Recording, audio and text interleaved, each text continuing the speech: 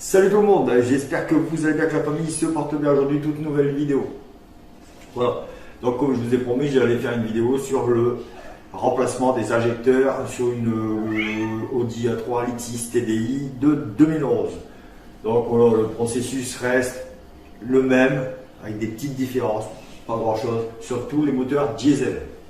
Voilà, donc je vous fais cette vidéo, mais avant tout, n'hésite pas, tu t'abonnes. Tu mets le petit pouce, ça fait plaisir, et si tu peux, tu partages sur tes réseaux, ça ferait vraiment plaisir. Allez, on y va. Voilà, donc ici on voit, j'ai démonté les injecteurs, donc voilà, c'est fait. Il faut nettoyer les joints ici, c'est un joint, bon, les 4 joints bien sûr. Surtout bien faire attention à ces petits embouts qui sont extrêmement fragiles. Ça coûte pas cher, mais c'est extrêmement galère. Et faut nettoyer aussi ces petits joints là. Surtout pour les assécher, nettoyer. Bon, ensuite il y a, je vais vous montrer ça tout de suite. Je prends la petite lampe qui va bien. Et en même temps, je vais allumer la deuxième cam, histoire de faire un duo de vidéos. 8. Voilà.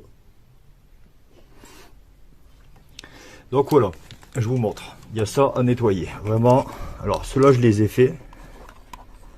Voilà. En fait, c'est les puits. Enfin, je les ai fait. J'ai encore à terminer, mais j'ai commencé. Vous voyez, les puits, il faut nettoyer le fond et le contour, parce que sinon l'injecteur ne va pas poser bien dans le fond. Je sais pas si on va bien le voir. Peut-être comme ça. Voilà, bon bref, il faut nettoyer tout ça. Donc on va aller se le faire tout de suite. Voilà, donc j'ai bien nettoyé les deux. Je vais essayer de... Bah non, c'est bon, en fait, j'ai nettoyé les deux au maximum. Faut regarder vraiment la surface du bas, si elle est propre. Si elle est propre, c'est ok. Ensuite, donc si vous faites comme moi, vous changez tous les injecteurs. Parce que il y en a qui disent il faut changer les 4 quand on en change un. Bon, je m'avais dit, c'est pas la peine. Si t'en as un dans panne, t'en changes qu'un. Donc j'en ai changé qu'un là 6 mois. Et j'en ai un deuxième qui tombe en panne. Du coup, comme j'ai eu une assez bonne affaire à une entreprise basée en Allemagne qui font de, comment on appelle ça, de la restauration, du réusinage en fait d'injecteurs. Donc en fait, un injecteur comme ça vaut un peu plus de 600 €. Là, reconditionné en usine, je l'ai eu à 130. Ouais, 130 € pièce. Tout est remis à neuf, donc réusiné, tout ça, les joints, tous les joints, regardez les joints cuivre, tout ça c'est super propre, mon petit joint cuivre qui va avec, voilà, garantie 1 an. Donc on va changer ça tout de suite, et voilà, surtout la rondelle, il y a une petite astuce, je vais vous montrer tout de suite, pour que la rondelle en cuivre ne tombe pas dedans en fait. Parce que quand elle tombe dans le puits, on ne sait jamais si elle est là ou quoi. Je préfère faire ce système moi. Donc j'enlève la rondelle bien sûr. Et je mets un petit poids de graisse de cuivre ou de l'autre graisse. C'est pareil. De la graisse cuivrée, moi je mets, c'est parce que j'ai celui-là. J'ai celle-là que je viens d'acheter, donc je mets celle-là. Parce que comme ça, regardez, votre rondelle ne tombe pas. Les injecteurs sont prêts. Donc, moi ce que je fais, c'est un petit technique que moi je fais pour être sûr. Vous voyez, vous avez les joints en caoutchouc, les joints toriques en caoutchouc. Alors, je mets juste une légère couche de WD-40. Alors, c'est pas grave si vous en mettez pas. Moi, je pense que c'est mieux parce qu'en fait, quand ils vont rentrer dans les puits, ça va glisser plus facilement et ça, comme ça va pas abîmer les joints toriques. Voilà, c'est un petit joint torique et lui il sert extrêmement en fait. pour vraiment éviter le calaminage ici en fait, sur cette partie là. Et surtout pour que les reflux d'huile passent pas dans le puits aussi. Parce que si le reflux d'huile passe dans le puits et que la partie là chauffe, hein, vu que le moteur va chauffer, on va avoir une belle petite croûte là, ça va être bien la galère à défaire. Ensuite, n'oubliez pas, avant de monter vos injecteurs, de relever vos numéros d'injecteurs. Vous voyez, moi je sais que à partir de la gauche, donc à partir de la distribution, c'est injecteur numéro 1. Après le 2, après le 3, après le 4. Donc je vais me faire comme ça en fait. Parce que vous voyez, comme ils sont reconditionnés en usine, ils sont réencodés. Vous voyez, comme l'étiquette là, elle se barre. Pour ça, je l'ai noté là. Donc voilà, on est go. Donc j'ai bien préparé les injecteurs. Je vais mettre le cavalier.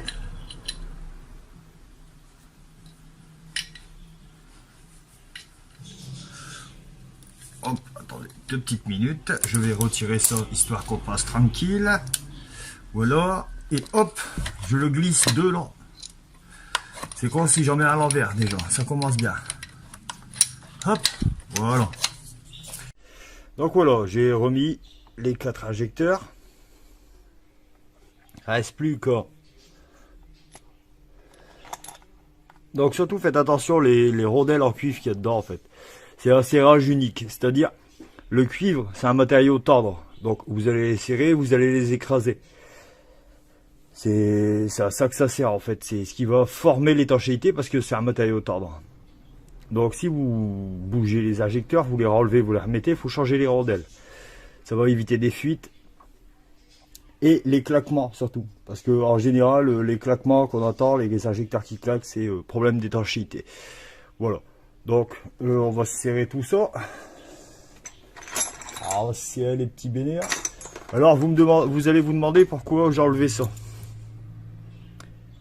Voilà, vous vous souvenez tout à l'heure quand j'ai dit qu'il fallait mettre de la graisse cuivrée ou de la graisse tout simplement autour des rondelles en cuivre pour pas qu'elles se décollent. Et ben en faisant la vidéo, j'ai fait tomber la rondelle en cuivre dans le couvre-culasse. Donc il a fallu enlever le couvre-culasse. Voilà, c'était super. J'ai perdu une demi-heure. Bon, c'est pas grave. Donc faites attention quand même.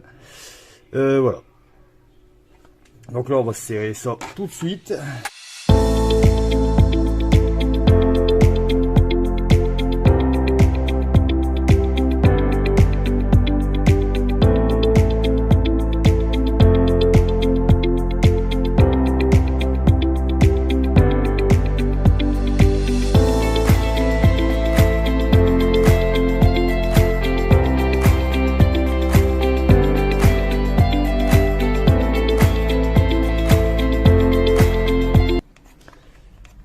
Surtout, n'oubliez pas de noter les numéros, bien sûr.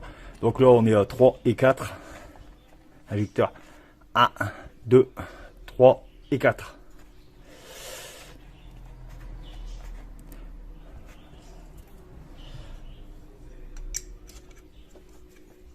Voilà. Vous voyez, ils sont en train de se serrer. Ils sont en train de se mettre bien en place. Voilà. Donc voilà, ici, je vais mettre les durites de retour avec, enfin, il faut mettre le petit clips en fait. Vous voyez, c'est un petit clips qui rentre dans le petit trou qui se trouve ici. Hein, je vais zoomer un peu. Voilà. Voilà, dans le petit trou là.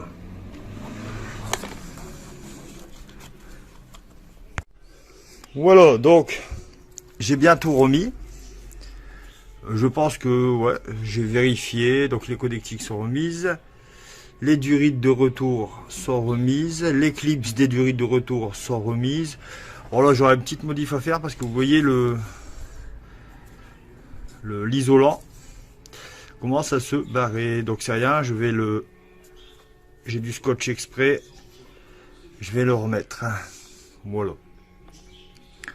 Hein. Là pareil. Voilà, cette vidéo est terminée, j'espère que ça vous aura plu. Donc juste après cette vidéo, je vais publier une vidéo sur comment réencoder ces injecteurs. Ou réencoder des injecteurs avec des CDS en fait. Hein, ce sera la même chose pour tous. Ah.